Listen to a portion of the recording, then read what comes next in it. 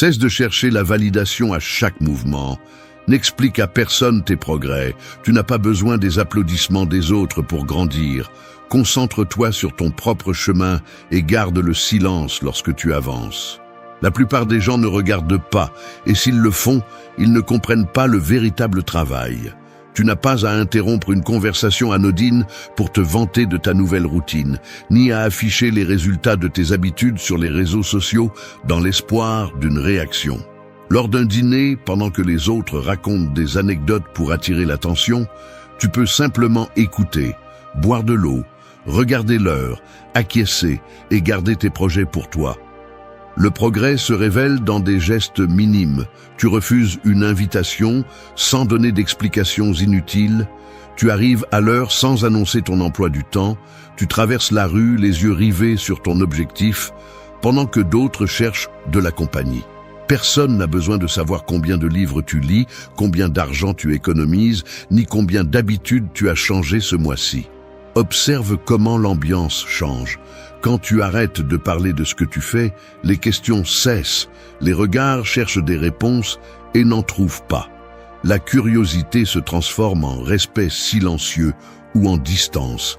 Certains essaient de te provoquer, te demandent tes projets, mais ne reçoivent que des réponses brèves ou un simple haussement d'épaule. D'autres t'observent, mais n'attendent plus rien de toi. Le bruit diminue, l'espace se libère, ton cercle se réduit. Ceux qui restent le font en silence. Il ne s'agit pas de paraître intelligent, mais d'avoir une véritable discipline et son propre discernement. Si tu te laisses distraire par ce qui t'entoure, tu perds du temps et de l'énergie. Le développement personnel ne s'annonce pas, il se démontre. Reste jusqu'à la fin. La dernière leçon est la plus inconfortable et la plus nécessaire si tu veux protéger tes progrès. Abonne-toi si cela t'aide. Maîtrise l'art d'avancer sans témoin. Leçon 1. Arrête de raconter tes plans. Garder tes objectifs pour toi, évite les attentes des autres. Sénèque a dit « L'épée ne tue jamais personne, ce n'est qu'un outil dans la main de l'assassin ». Autrement dit, la responsabilité t'appartient toujours, pas aux circonstances. La règle est simple, ta croissance est privée et tes progrès n'ont pas besoin de témoins. Chaque fois que tu partages tes objectifs trop tôt, tu ouvres la porte aux opinions, aux jugements et aux attentes extérieures qui n'apportent rien. Le bruit des autres te disperse, te détourne et t'affaiblit. Le vrai problème, ce n'est pas ceux qui donnent leur avis, mais ton besoin de montrer ce que tu es à peine en train de construire pour obtenir de l'approbation ou de la sécurité. Cette impulsion te vole ton attention, ta discipline et ton contrôle. Au travail, tu annonces à tout le monde que tu vas tenter un nouveau projet. Un collègue, sans lever les yeux de son écran, te demande si tu as vraiment le temps pour ça. Un autre sourit, mais ne dit rien. Le lendemain, tu remarques qu'on t'observe quand tu arrives en retard ou quand tu n'avances pas aussi vite. Sur WhatsApp, tu annonces que tu vas commencer la salle de sport ou arrêter une mauvaise habitude. Aussitôt, les émojis d'applaudissements et les conseils non sollicités arrivent. À peine l'as-tu dit que tu attends des réactions. S'ils te félicitent, tu ressens une fausse réussite. S'ils te remettent en question, tu doutes. Et le résultat, tu n'avances pas, tu ne fais que parler. Ton progrès s'arrête car tu as fait du processus un spectacle. Au fil des jours, les gens commencent à te demander où tu en es. Tu ressens le silence gênant quand tu n'as aucun progrès à montrer. Certains évitent le sujet, d'autres lancent des remarques sarcastiques. La pression augmente. Mais ce n'est pas un élan, c'est de la surveillance. Tu finis par adapter tes actions à ce qu'ils attendent de voir, et non à ce que tu veux vraiment accomplir. Le processus perd son sens. Ton entourage ne voit plus tes efforts, il ne perçoit que des promesses non tenues. Personne d'autre n'est responsable. Observe ce que tu fais. Il y a des domaines qui ne s'annoncent pas, et il y a plus encore. Leçon 2. Contrôle ton temps sur les réseaux. Limiter l'exposition réduit les distractions. Arrête de donner ton attention à chaque notification. Ne te mens pas en pensant que tu peux progresser tout en tombant dans le cycle des distractions numériques. Si tu ne poses pas de limites, d'autres décideront à ta place. Le principe est simple. Ton temps et ton attention sont des ressources limitées. Ne les gaspille pas dans le bruit des autres. Chaque minute que tu cèdes à l'écran est une minute qui ne reviendra pas. Les réseaux sociaux sont conçus pour voler ton attention et fragmenter ta discipline. Si tu n'établis pas une limite claire, tu deviens l'esclave de l'urgence des autres. Tu crois pouvoir le contrôler, mais à chaque fois que tu cèdes, tu perds un peu plus de discernement et de maîtrise. Il ne s'agit pas seulement de perdre du temps, il s'agit de perdre ta direction. Au bureau, tu consultes WhatsApp toutes les 5 minutes et ton travail prend du retard. La boîte de réception grossit, les tâches s'accumulent et quand vient l'heure de rendre ton travail, tu n'as que des excuses. Le patron observe la lueur constante de ton écran, tes doigts nerveux et prend note en silence. À la maison, tu fais défiler Instagram avant de dormir et ton repos en souffre. Tu te réveilles fatigué, l'esprit dispersé et sans énergie pour affronter la journée. Le petit déjeuner devient une routine précipitée, interrompue par la vérification compulsive des notifications. Tu sors dîner et tu ne lâches pas ton téléphone, perdant le moment réel avec la personne en face de toi. Ton accompagnant fait une pause, attend ton regard, puis abandonne et regarde son propre portable. Ainsi, la journée s'échappe en petits fragments qui ne s'additionnent pas. Les projets personnels n'avancent pas, les conversations perdent en profondeur et les souvenirs se diluent dans des défilements sans fin. Et ensuite tu te demandes pourquoi tu avances si lentement. Ce n'est pas le destin. C'est ta conduite répétée. Cette erreur semble petite. La suivante ne l'est pas. La maîtrise est silencieuse, mais elle se remarque. Leçon 3. N'explique pas tes décisions. Éviter les justifications renforce ton autorité. Il y a quelque chose que tu dois accepter. Chaque fois que tu justifies tes décisions, tu en paies le prix. Le besoin d'expliquer chaque pas affaiblit ta position et dilue ton autorité. La règle est simple, n'explique pas tes décisions à ceux qui n'ont pas besoin de les connaître. Trop expliquer ne te rend pas transparent, cela te rend vulnérable. Quand tu ressens l'urgence de te justifier, tu abandonnes le contrôle et tu ouvres la porte à ce que d'autres remettent en question ton jugement. Les gens interprètent tes justifications comme de l'insécurité ou un manque de conviction. Le vrai coup, c'est que tu finis par perdre le respect et du temps, tandis que ton énergie se disperse à vouloir convaincre ceux qui n'ont pas d'importance. Pense au travail. Tu décides de refuser une réunion inutile et tu envoies tout de suite un message détaillant chaque raison. Le destinataire répond à peine par un « OK », mais commence ensuite à t'inclure dans plus de mails, attendant que tu expliques chaque décision à venir. Ou sur WhatsApp, quelqu'un te demande quelque chose en dehors des horaires et tu réponds par un long paragraphe expliquant pourquoi tu ne peux pas. La personne lit ton message, laisse en vue et, la semaine suivante, refait la même demande, comme si tes raisons n'avaient pas compté. En couple, tu justifies pourquoi tu as besoin de temps pour toi, en espérant une approbation.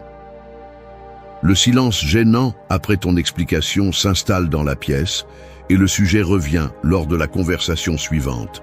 Dans chaque cas, au lieu de fixer une limite, tu abandonnes ton pouvoir et laisses la place à des opinions ou des critiques qui n'apportent rien. Le résultat, c'est l'épuisement et le sentiment d'être toujours en train de rendre des comptes. Tu remarques que les autres se sentent de plus en plus en droit de te demander des explications. Ton attitude devient plus tendue, tu relis tes messages avant de les envoyer, anticipant des questions auxquelles tu ne devrais pas répondre. L'ambiance change, le regard des autres cherche la moindre faille pour s'immiscer dans tes décisions, et tu le sais. Le résultat est en train de te montrer la vérité. Dans la prochaine leçon, tu vas apprendre comment ta capacité à garder un silence stratégique devient un atout, et non une faiblesse. Leçon 4. Décide ton cercle d'influence. Choisir avec qui partager protège ton énergie. Arrête d'ouvrir la porte à n'importe qui. Tout le monde ne mérite pas de connaître tes progrès ni tes projets. Ne transforme pas ta vie en vitrine pour ceux qui n'apportent rien. La règle est simple. Ton cercle d'influence façonne ta mentalité et tes résultats. Chaque fois que tu partages tes objectifs avec des personnes sans discernement ou discipline, tu t'exposes à des jugements. des opinions et des doutes qui ne t'appartiennent pas. Tu perds de la force, tu te détournes de l'essentiel. Le bruit extérieur ne t'aide pas à grandir, il ne fait que te voler ta clarté et ton contrôle. Trop parler, c'est céder du terrain. Écouter trop de voix, c'est perdre la tienne. Pense au bureau. Tu racontes ton nouveau projet à un collègue qui ne fait que critiquer ou se moquer. Aussitôt, tu commences à douter de l'intérêt de continuer. Tu le vois dans le geste de ton collègue. Un sourcil levé, un sourire en coin, le silence gênant qu'il laisse flotter dans l'air. La journée avance et tu te surprends à revoir des détails que tu avais déjà clarifiés, à chercher des erreurs là où il n'y en avait pas. Tu perds du temps à justifier ton idée dans ta tête simplement parce qu'un commentaire extérieur l'a déstabilisé. Sur WhatsApp, tu partages tes progrès à la salle avec des amis qui ne s'entraînent pas et te lancent des blagues. Rire dans les messages, même réponse vide. À la fin, tu remets en question tes efforts juste pour chercher une approbation qui n'existe pas. La prochaine fois, tu réfléchis à 2 fois avant de leur dire quoi que ce soit. Ta motivation commence à dépendre de leur réaction et tu t'en rends compte trop tard. En couple, tu cherches du soutien et tu reçois du scepticisme. Un geste froid, un regard qui évite le tien, un « pourquoi tu te compliques la vie ?» en guise de réponse. Tu te replies sur toi-même. Le résultat est toujours le même. Moins d'action, plus de doute, moins de progrès. Tu remarques que petit à petit, tu arrêtes de partager ce qui compte vraiment. Tu deviens plus réservé, mais aussi plus sélectif. Le schéma, c'est toi, pas la situation. Et il y a plus. Maîtrise, contrôle l'accès. 5e leçon. Choisis l'inconfort du progrès. Briser les routines connues stimule la croissance. Il y a quelque chose que tu dois accepter. Le confort de tes routines n'est pas une stabilité, c'est un frein invisible. Le silence stratégique n'est pas seulement se taire, c'est éviter le bruit qui t'empêche de grandir. La règle est simple. Avancer exige de sortir de ce que tu maîtrises déjà, même si cela te met mal à l'aise. Le progrès ne demande pas la permission. Il exige une rupture avec ce qui est connu. Tu crois que rester tranquille est un signe de contrôle, mais en réalité, c'est la peur déguisée en prudence. L'auto-illusion la plus courante est de penser que ne déranger personne te rend fort. Non, tu ne fais que repousser le conflit nécessaire avec toi-même. Si tu cherches la validation extérieure, chaque opinion d'autrui te manipule. Si tu attends le confort avant d'agir, la croissance te sera étrangère. Tu préfères l'écho de tes habitudes à l'inconfort d'un défi. Ce silence que tu revendiques n'est pas une stratégie, c'est de l'évitement. Au travail, tu restes sur des tâches que tu maîtrises déjà et tu évites de demander de nouveaux projets. L'horloge marque les mêmes heures, les réunions sont prévisibles. Ton chef ne demande même plus parce qu'il sait que tu ne proposeras rien de différent. Sur WhatsApp, tu lis les messages sans répondre pour ne pas affronter des conversations inconfortables. Le double check bleu reste là. Les sujets se refroidissent, la distance s'installe et personne ne mentionne le vide. À la salle de sport, tu répètes toujours la même routine parce que tu as peur de paraître maladroit en essayant autre chose. Tu gardes les mêmes poids, les mêmes exercices, ignorant les regards des autres qui progressent pendant que tu répètes. En couple, tu tais tes opinions pour ne pas déranger, mais tu te frustres en silence. Tu partages la table et le temps, mais chaque conversation est un terrain miné. Chaque geste est mesuré pour éviter une dispute. Tout cela semble être de l'ordre, mais c'est la peur de l'inconfort qui pousse au véritable changement. Le résultat, tu deviens invisible dans ton environnement. Personne n'attend rien de différent de toi. Les opportunités passent. Les autres te voient comme faisant partie du décor, pas du mouvement. L'air devient plus lourd à chaque endroit où tu choisis de te taire ou de répéter les mêmes choses. Le résultat te montre la vérité. Ce n'est que le début. La maîtrise, c'est choisir l'inconfort plutôt que l'habitude. Leçon 6. Ignorer les comparaisons externes. Cesser de regarder sur le côté renforce l'identité. Vous êtes en réunion de travail. Et pendant que vous expliquez votre idée, votre attention se détourne vers la réaction des autres.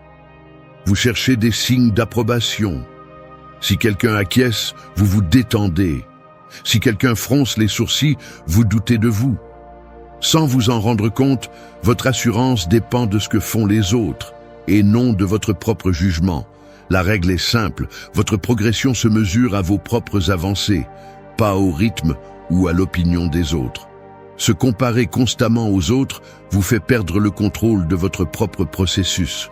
L'erreur consiste à regarder sur le côté en cherchant la validation ou la direction. Ainsi, vous ne faites que renforcer l'insécurité et la dépendance.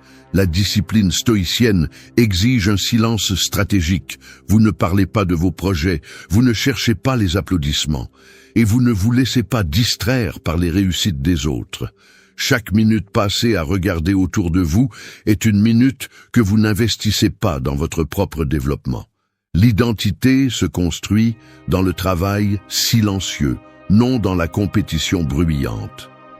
À la salle de sport, vous vous arrêtez au milieu d'une série juste pour regarder le poids utilisé par la personne à côté de vous. L'entraîneur remarque votre distraction, mais ne dit rien. Au final, vous terminez votre séance sans vous souvenir à quelle répétition vous avez échoué, seulement de ce que les autres ont soulevé. Sur WhatsApp, vous attendez une réponse et vérifiez la dernière connexion de quelqu'un pendant que votre message reste non lu. Vous remarquez à quel point votre humeur s'ajuste à la notification et non à la conversation.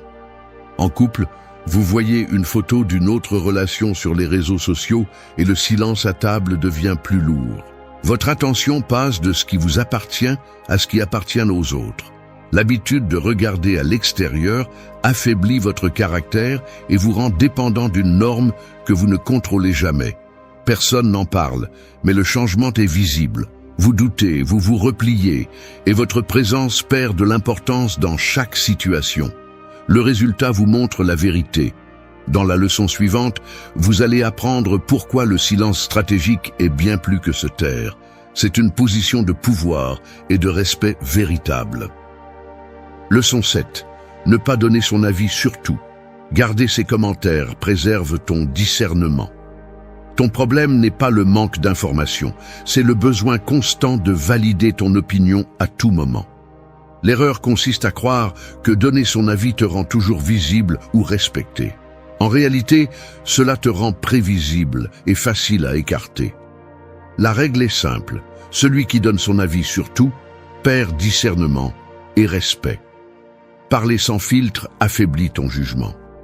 Chaque fois que tu commentes sur chaque sujet, tu te dilues. Ta voix devient un bruit de fond. Apporter ton opinion dans chaque conversation est la voie rapide pour perdre de la valeur. Si tu cherches la validation extérieure, tu deviens esclave de la réaction des autres. Personne n'accorde de valeur à la parole de celui qui ne sait pas se taire. Et celui qui ne sait pas se taire finit par trahir sa propre évolution. Pense au groupe WhatsApp du travail. Il y a toujours quelqu'un qui répond à chaque message, donne son avis même quand il n'a rien de pertinent à dire. Au début, il semble impliqué, mais avec le temps, son opinion pèse moins. Observe comment les autres cessent de lui répondre, les messages restent sans réaction, même les émojis se font rares, il devient un fond sonore qu'on n'écoute plus. Lors d'une réunion, si tu interromps avec des commentaires inutiles, tu ne fais que renforcer l'image de quelqu'un qui cherche l'attention, pas des solutions. Les collègues évitent de croiser ton regard. Les chefs avancent les points de l'ordre du jour pour éviter d'ouvrir des débats inutiles. À la fin, personne ne se souvient de tes paroles, seulement du bruit que tu as généré. En couple, donner son avis sur tout ce que fait l'autre ne crée que de la distance et de l'usure. Les conversations deviennent tendues, les silences s'allongent. L'autre commence à garder des détails pour lui, à éviter de partager pour ne pas recevoir un commentaire de plus. À la salle de sport, celui qui donne des conseils non sollicités finit ignoré. De petits groupes se forment autour de lui, mais personne ne l'invite. Les regards se croisent quand il parle, et on change d'appareil pour ne plus l'entendre. Le résultat te montre la vérité. Se taire, c'est se maîtriser. Leçon 8. Le silence n'est pas une faiblesse. Se taire stratégiquement impose le respect. Tu es dans une réunion de travail. Tout le monde donne son avis. Certains élèvent la voix, d'autres interrompent. Toi, tu écoutes, tu filtres et tu ne parles que lorsque tu as quelque chose de pertinent à dire. Tu ne ressens pas l'urgence de combler les silences ni de prouver que tu en sais plus. Tu ne cherches pas l'approbation du groupe. Le principe est simple. Maîtriser le silence, c'est imposer son propre standard. Tu n'as pas besoin de prouver quoi que ce soit à qui que ce soit à chaque instant.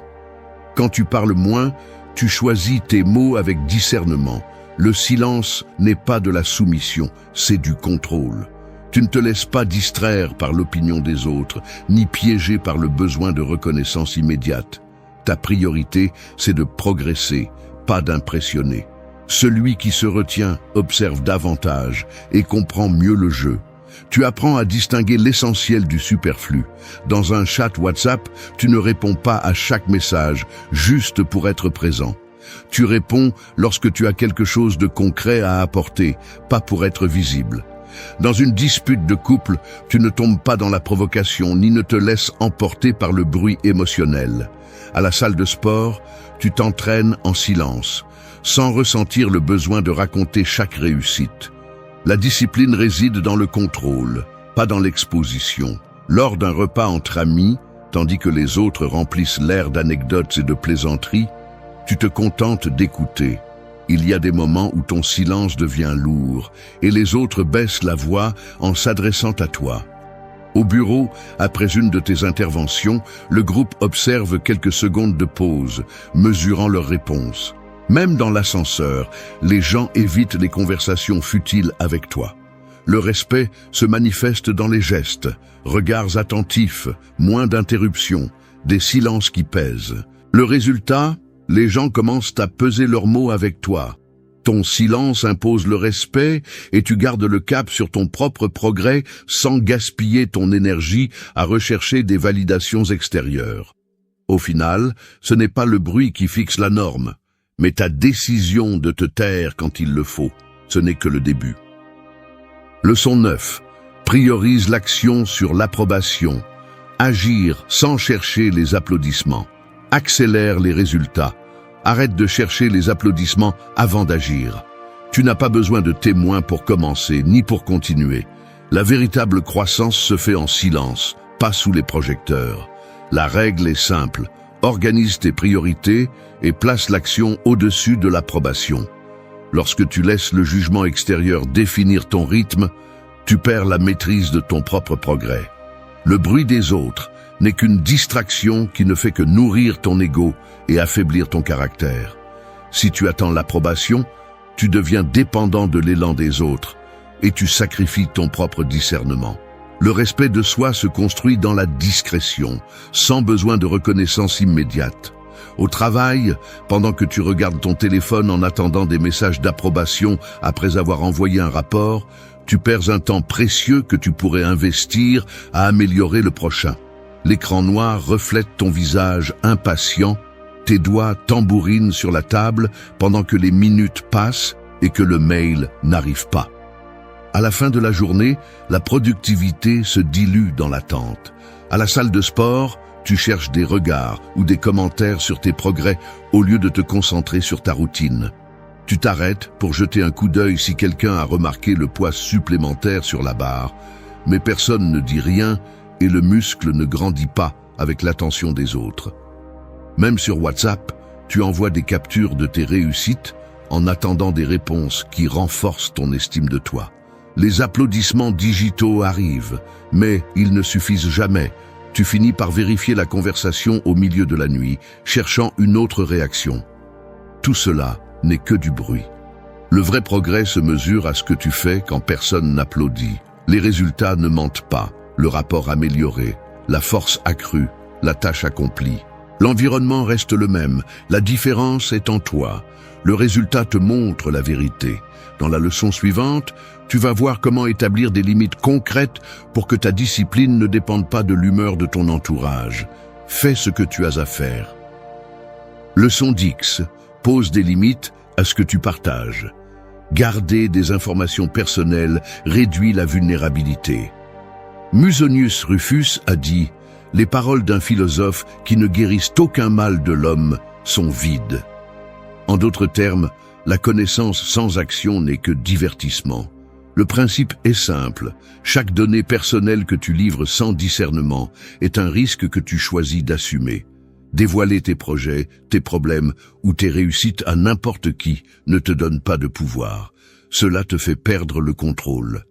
Trop partager nourrit la curiosité des autres et laisse des portes ouvertes à leurs opinions, jugements ou manipulations. Le besoin de tout raconter est un piège de faiblesse. Tu cherches l'approbation, mais tu n'obtiens que de l'exposition. Le silence stratégique est une discipline. Il te protège des attaques inutiles et te permet de te concentrer sur ton propre progrès sans distractions extérieures. Si tu ne filtres pas ce que tu partages, tu augmentes ta vulnérabilité et tu réduis ta marge de manœuvre. Au travail, chaque fois que tu révèles tes doutes ou tes projets à quelqu'un qui ne devrait pas les connaître, tu donnes un avantage aux autres et tu te mets en position de faiblesse face à tes supérieurs ou collègues. La conversation dans la salle de pause s'arrête à peine tu sors. Les commentaires commencent à circuler à voix basse. Un geste, un regard complice entre collègues te confirme qu'ils en savent déjà plus qu'il ne faudrait. Tu observes ton chef te confier moins de responsabilités ou tes collègues éviter de t'impliquer dans des projets importants. Chaque mot a son écho. Sur WhatsApp, raconter des détails intimes dans un groupe finit en ragot ou en moquerie. Le message transféré, l'emoji sarcastique, le silence qui suit ta confession sont des signaux clairs. En couple, exposer tes conflits à des tiers ne fait que compliquer le problème et te prive de ta marge de confidentialité. La dispute s'élargit, les avis extérieurs interfèrent et la distance grandit. À la salle de sport, parler de tes objectifs à n'importe qui ne génère que de la concurrence inutile ou des critiques creuses. Les commentaires ironiques, les regards évaluateurs et le changement d'attitude de ceux qui t'entourent sont immédiats. Chaque mot de trop est un terrain que tu abandonnes. Le résultat te révèle la vérité et il y a plus. Maîtrise. Le silence ne s'interprète pas, il s'impose. Leçon 11. Personne ne te doit de reconnaissance. Accepter l'indifférence des autres libère ton potentiel. Ne tombe pas dans le piège de chercher l'approbation à chaque pas. N'attends pas d'applaudissements pour chaque petite réussite. Arrête de regarder autour de toi pour voir si l'on te reconnaît avant d'avancer. Le principe est brutal. Personne n'est obligé de te célébrer. Personne n'a pour tâche de valider tes efforts. Le monde continue, qu'on t'applaudisse ou non. Tant que tu insistes pour qu'on te doive de la reconnaissance, tu remets le contrôle de tes progrès entre les mains des autres. Tu deviens dépendant de la réaction d'autrui et ta discipline devient fragile. C'est une condamnation invisible. Chaque fois que tu ne reçois pas d'attention, tu perds ta motivation. Chaque fois qu'on ne te félicite pas, tu doutes de ton propre jugement. Ainsi, on perd du temps et le caractère s'érode. Le silence des autres n'est pas du mépris, c'est de l'indifférence. Et l'indifférence est l'épreuve la plus difficile de ton autonomie. Au travail, tu termines un projet et personne ne commente quoi que ce soit. La salle reste inchangée, les claviers continuent de résonner, personne ne te regarde. Au lieu de passer au défi suivant, tu t'arrêtes. Tu vérifies la messagerie à la recherche d'un message, d'une félicitation qui ne vient pas. Le curseur clignote, les minutes passent et l'écran reste muet. Quand rien n'arrive, tu perds ton élan, tu te disperses, tu te plains à qui veut bien l'entendre. L'ambiance ne change pas. Les gens restent concentrés sur leurs propres affaires. Il n'y a pas de regard, pas même un geste d'approbation. À la salle de sport, tu bats ton record, tu reposes l'haltère à sa place, tu regardes autour de toi en espérant une reconnaissance. Personne ne s'approche. Tous poursuivent leur routine. L'entraîneur ne tourne même pas la tête. Si personne ne dit rien, tu te demandes si ça en valait la peine. Même dans ton cercle proche, chaque progrès exige des témoins. Tu partages une nouvelle en attendant une réaction, mais quelqu'un consulte son téléphone, un autre change de sujet, la conversation s'effiloche. Résultat, ta croissance dépend du bruit extérieur, non de ta discipline intérieure. Ainsi, tu stagnes. La vérité qui dérange, le problème se trouve dans ton miroir. Si ton avancement dépend de l'écho des autres, il ne sera jamais durable. Si tu n'acceptes pas l'indifférence, tu n'auras jamais un vrai contrôle sur ta vie. Personne ne te doit rien. Ce n'est pas de la malchance, c'est ton manque de discernement et d'autocontrôle. Maîtrise. Avancer sans témoin. Si tu choisis le silence stratégique et la discipline quotidienne, tu n'es pas juste quelqu'un de plus à la recherche d'applaudissements vides.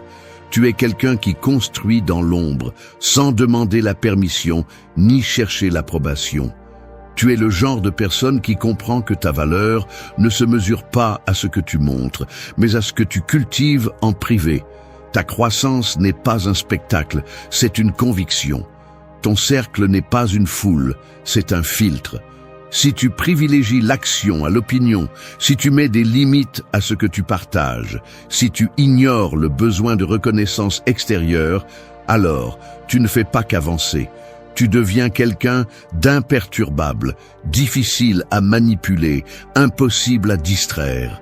Voilà l'identité que tu choisis chaque jour, pas celle que les autres t'attribuent, car celui qui maîtrise le silence et sa propre direction n'a pas besoin de validation.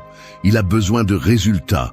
Si tu te définis par tes actes et non par tes paroles, par tes progrès et non par l'approbation, tu sais déjà à quel groupe tu appartiens.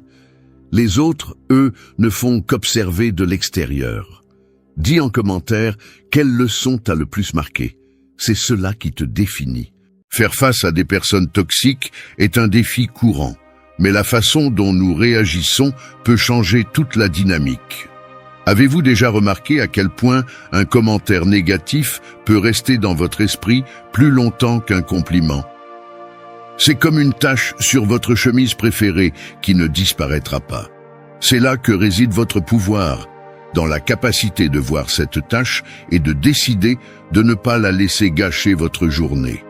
Ce moment difficile reflète moins votre personnalité et davantage les luttes internes de l'autre personne. Marc Aurèle, dans ses méditations, offre une sagesse intemporelle. Quand quelqu'un vous blâme ou vous déteste, allez dans son âme, allez en vous-même et voyez quel genre de personne il estimate. Vous vous rendrez compte qu'il n'est pas nécessaire d'être tourmenté par son opinion de vous. Cette perspective nous invite à regarder au-delà des interactions superficielles et à comprendre les motivations profondes derrière les actions des autres. Cette période de confrontation avec la négativité présente également une opportunité d'introspection. Je vous mets au défi de plonger profondément à l'intérieur en éliminant les couches d'attente et de masques sociaux. Quelles vérités sur vous-même ont été obscurcies par les jugements des autres?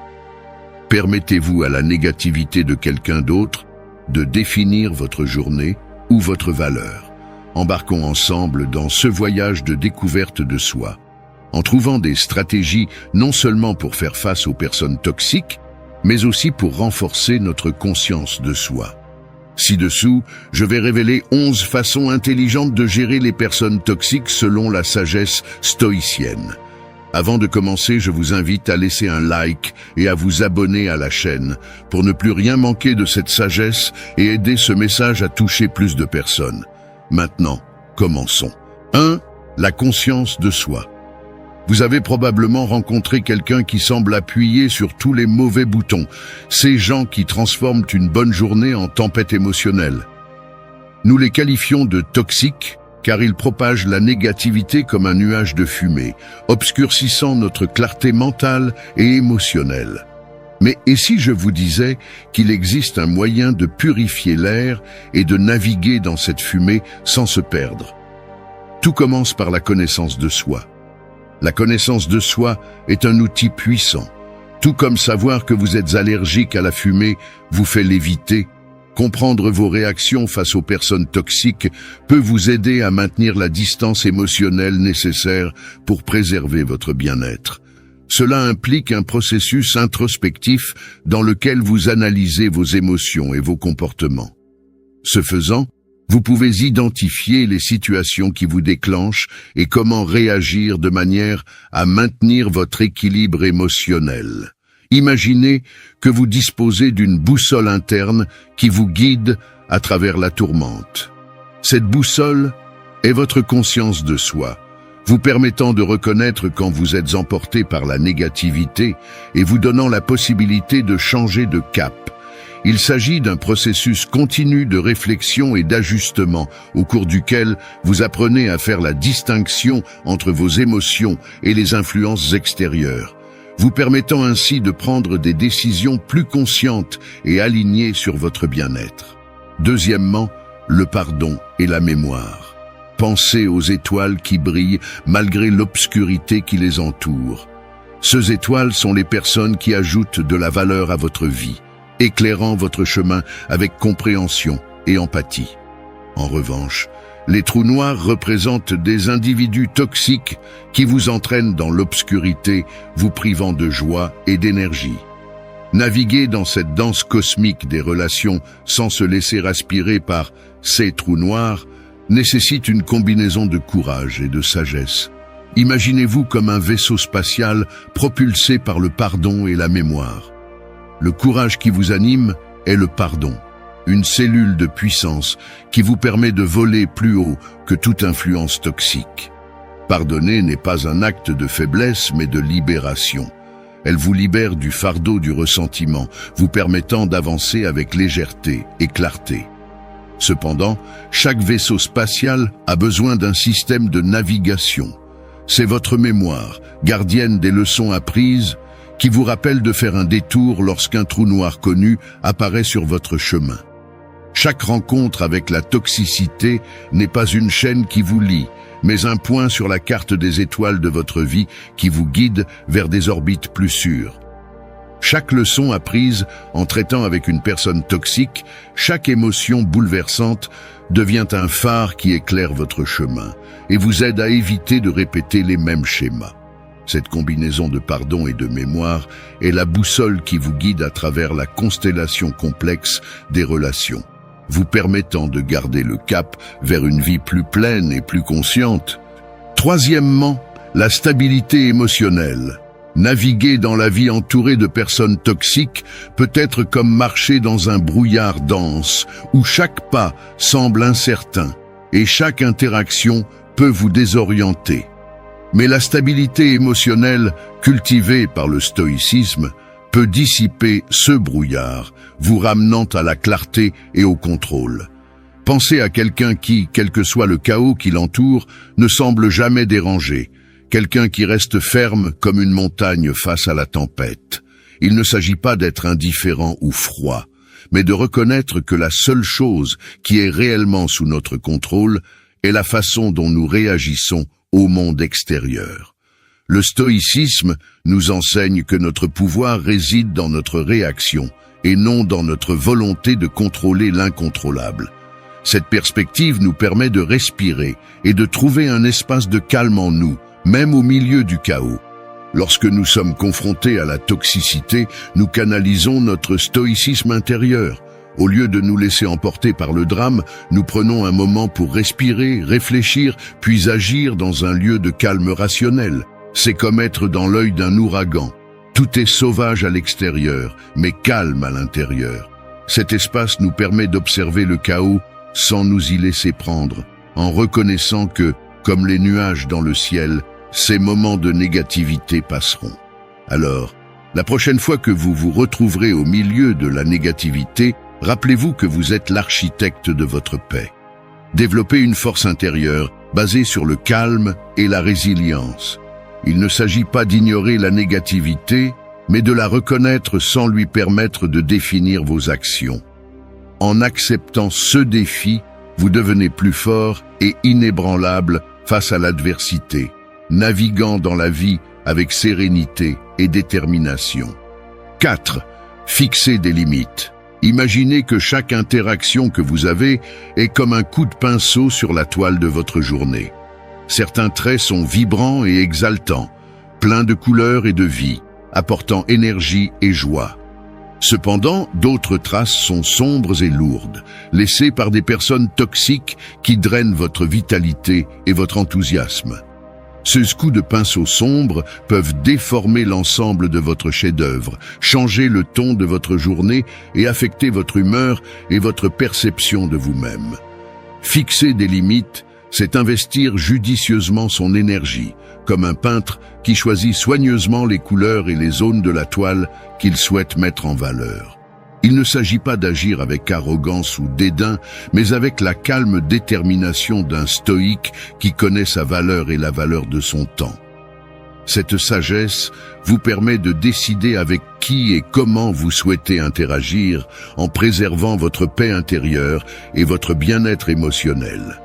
Imaginez votre énergie comme une ressource limitée et précieuse, comme l'eau dans un désert. Chaque interaction à laquelle vous participez, c'est comme donner une goutte de cette eau. Préférez-vous l'offrir à quelqu'un qui plante des graines dans votre désert et le fait fleurir, ou à quelqu'un qui le laisse s'évaporer sous le soleil dédaigneux? Fixer des limites signifie investir votre énergie là où elle fera des merveilles. Il s'agit de communiquer calmement. C'est là que je fixe la limite, car ma paix ne se négocie pas. Cette ouverture sélective ne fait pas de vous une personne moins humaine. Cela fait de vous le gardien de votre propre paix.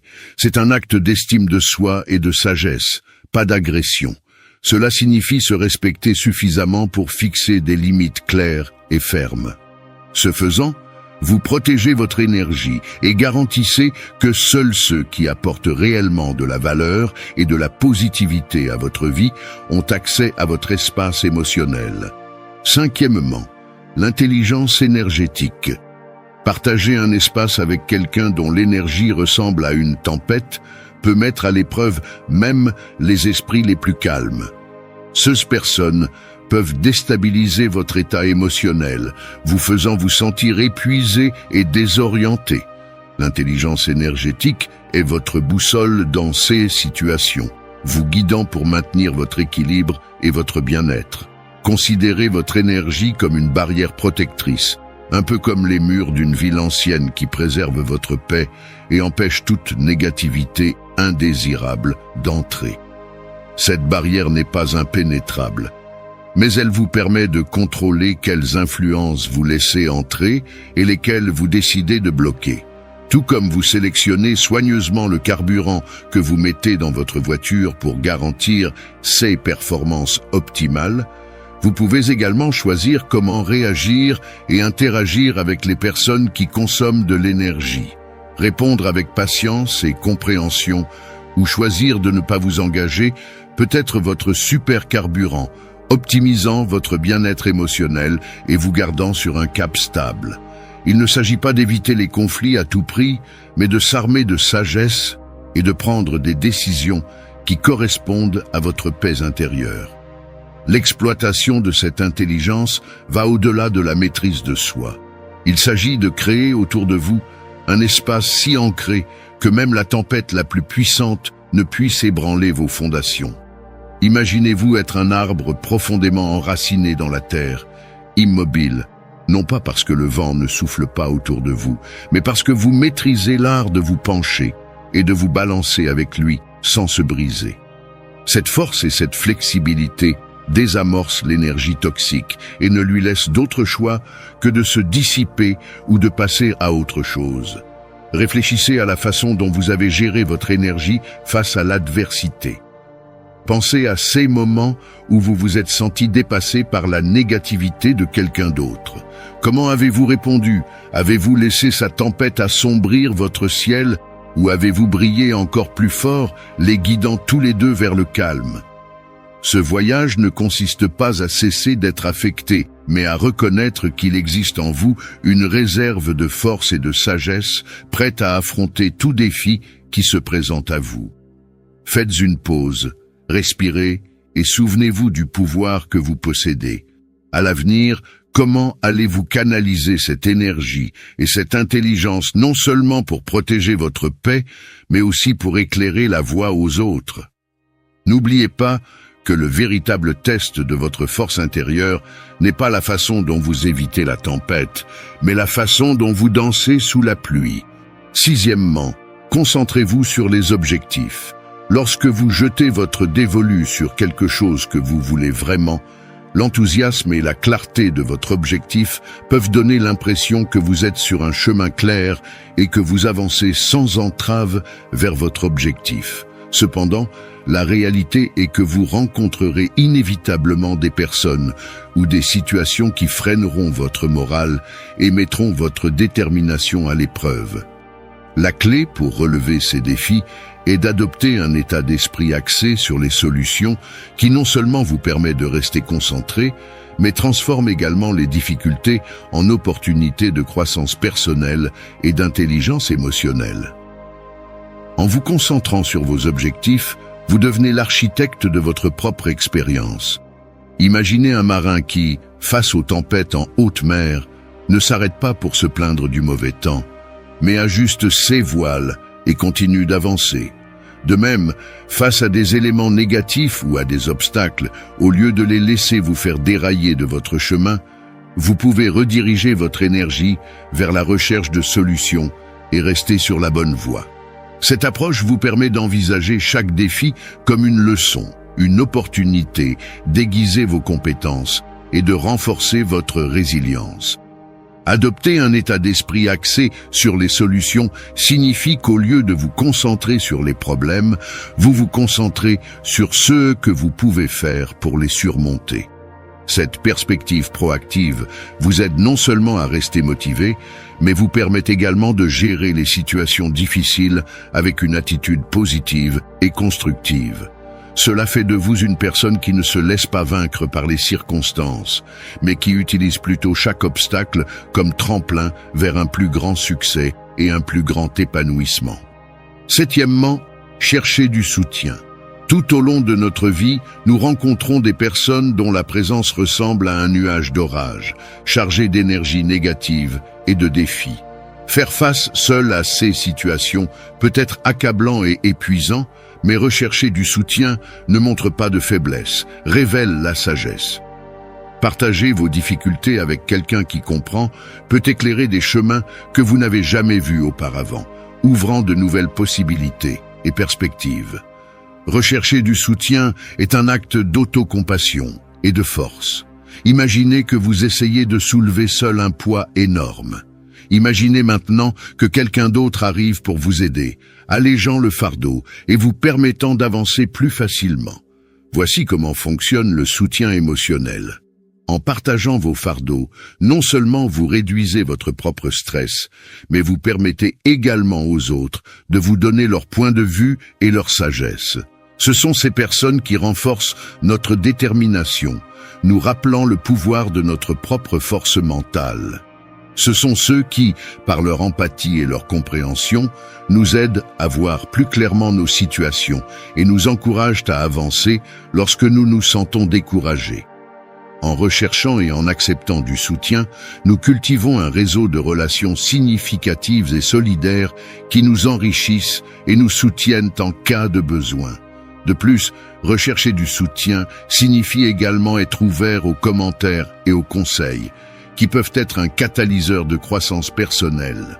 En vous ouvrant à la sagesse et à l'expérience des autres, vous apprenez à relever vos défis avec de nouvelles stratégies et approches, renforçant ainsi votre résilience et votre capacité à gérer l'adversité. 8. Contrôlez le discours intérieur négatif. Lorsque vous faites face à l'influence négative d'une autre personne, il est crucial de surveiller de près les conversations que vous avez avec vous-même. Ce dialogue interne est le récit que vous vous racontez sur vous-même et vos expériences. Si vous permettez qu'il soit rempli de doutes et d'autocritique, vous renforcez un cycle de négativité qui peut être aussi nocif que l'influence extérieure elle-même. Changer de point de vue, ce n'est pas seulement jouer avec la sémantique, cela reprend votre pouvoir. Le stoïcisme nous enseigne que la vraie force se trouve dans nos réactions, dans la façon dont nous interprétons et réagissons à ce qui se passe autour de nous. Reconnaître qu'il existe en vous une réserve de force et de sagesse prête à affronter n'importe quel défi est la première étape pour contrôler votre dialogue interne. Imaginez que votre esprit est un jardin. Les mots et les pensées positives sont des graines de fleurs et de plantes saines, tandis que les pensées négatives sont des mauvaises herbes qui peuvent étouffer tout ce qui est bon. En observant et en modifiant votre dialogue interne, vous désherbez et entretenez votre jardin mental, permettant ainsi à la résilience et à la confiance en soi de s'épanouir. Lorsque vous vous trouvez au milieu de la négativité, arrêtez-vous et réfléchissez aux mots que vous vous dites. Au lieu de vous demander « Pourquoi cela m'arrive-t-il ?», demandez-vous « Que puis-je apprendre de cette situation ?» ou « Comment puis-je grandir à partir de cela ?» Ces questions transforment l'accent mis sur la victimisation vers l'autonomisation, vous donnant le contrôle de vos réactions et de vos émotions. Le stoïcisme nous rappelle que nous ne pouvons pas contrôler les événements externes, mais que nous pouvons contrôler nos réponses internes. En cultivant un discours intérieur positif et constructif, vous renforcez votre esprit contre la négativité extérieure et vous préparez mieux à affronter toute adversité. Ce processus demande de la pratique et de la conscience de soi. Mais au fil du temps, vous développerez un état d'esprit qui non seulement résistera à la négativité, mais qui s'en inspirera également pour devenir plus fort. 9. Approche orientée solution. Adopter un état d'esprit axé sur les solutions, profondément enraciné dans les principes du stoïcisme, nous permet de transformer les interactions toxiques en opportunités de croissance personnelle et émotionnelle. Cette approche est comme jouer aux échecs, où vous devez anticiper plusieurs étapes et anticiper les réactions sans vous impliquer émotionnellement. Le stoïcisme nous apprend à nous concentrer sur ce que nous pouvons contrôler et à accepter ce qui n'est pas sous notre contrôle. Au lieu de céder à la frustration et au stress liés aux interactions toxiques, nous pouvons entraîner notre esprit à rechercher des solutions pratiques et efficaces.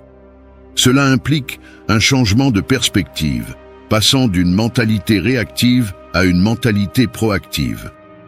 Lorsque vous faites face à un problème, au lieu de vous concentrer sur le négatif ou sur ce qui ne va pas, vous vous demandez « Que puis-je faire pour améliorer cette situation ?»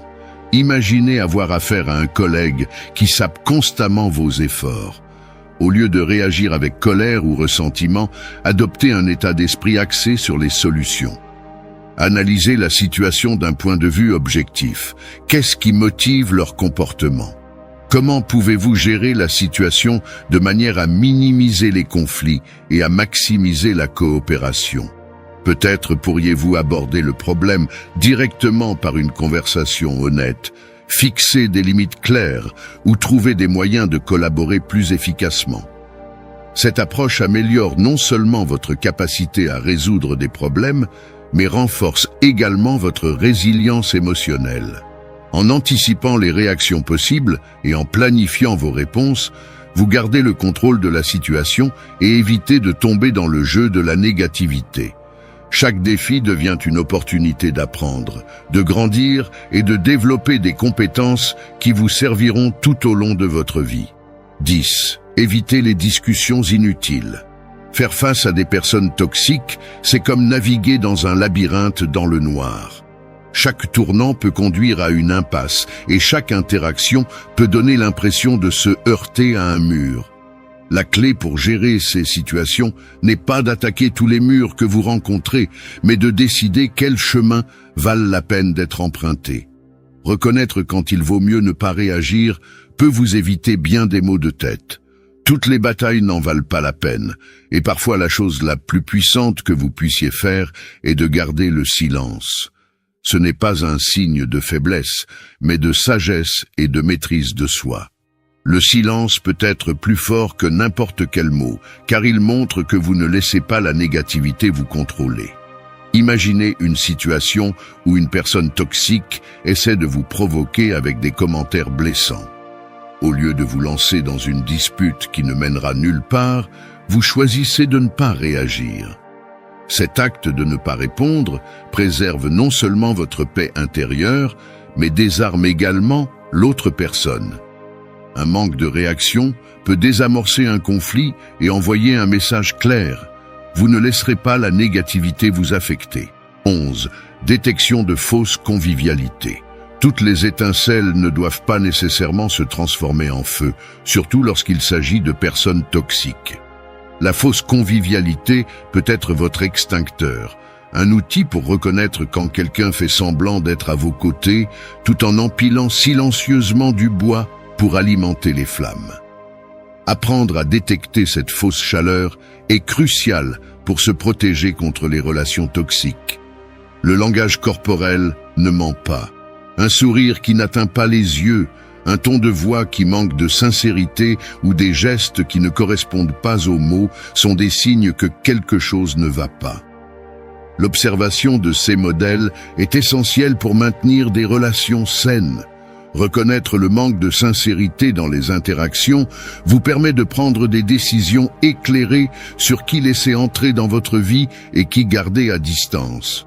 Par exemple, un collègue qui a toujours des mots gentils mais qui ne soutient jamais vos idées ou vos contributions peut faire preuve d'une fausse chaleur.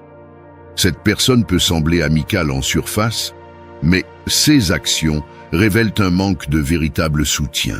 Repérer ces comportements vous permet d'ajuster vos attentes et d'éviter de devenir émotionnellement dépendant de quelqu'un qui n'a pas votre meilleur intérêt à l'esprit. Explorer le stoïcisme offre non seulement la possibilité de traiter avec des personnes toxiques, mais aussi de mener une vie plus épanouissante. Ne manquez pas cette occasion d'approfondir cette philosophie extraordinaire. Consultez le lien dans le premier commentaire et assurez votre place parmi vos collègues stoïciens. Merci et à bientôt. Merci d'être resté jusqu'à la fin de la vidéo. Si vous avez tout vu, commentez « Je suis stoïcien » comme notre signe secret, indiquant que vous êtes un véritable apprenant du stoïcisme. N'oubliez pas de vous abonner et de liker la vidéo si elle vous a plu. Rendez-vous dans la prochaine vidéo et rappelez-vous, continuez à cultiver votre esprit stoïque.